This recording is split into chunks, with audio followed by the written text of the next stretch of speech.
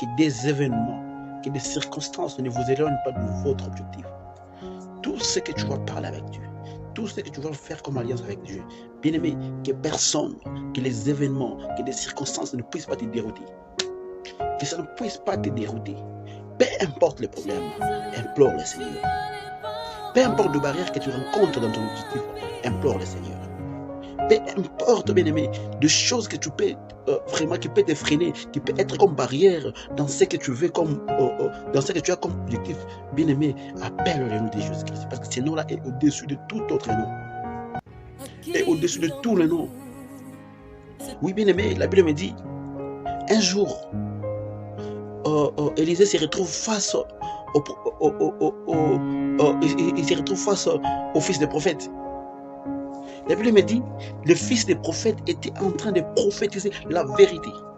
Il dit, tu sais qu'aujourd'hui, ton maître va te laisser. Ah oui, j'ai aimé la réponse d'Élisée. Il dit, taisez-vous, je sais. Que personne, bien-aimé, ne vous éloigne de votre objectif. Même la femme synamite, elle a laissé son enfant sans vie dans la chambre. Elle part voir le prophète. Quand le serviteur du prophète essaie d'être comme une barrière, on lui pose la question, c'est quoi? Il dit, tout va bien.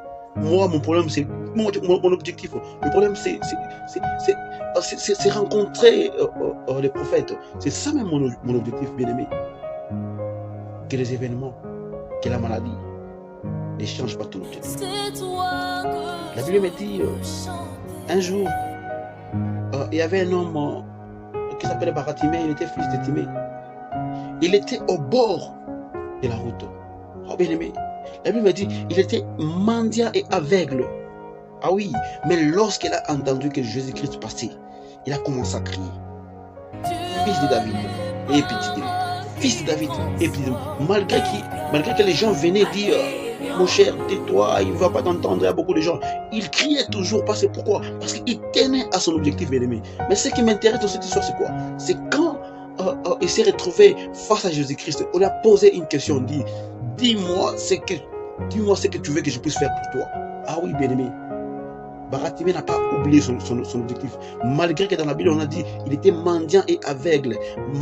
Baratimée a oublié qu'il était mendiant. Il a demandé son objectif, il dit que je puisse recouvrir la vie. Oui, que je recouvre la vie. Ah oui, bien-aimé, n'oublie jamais ton objectif.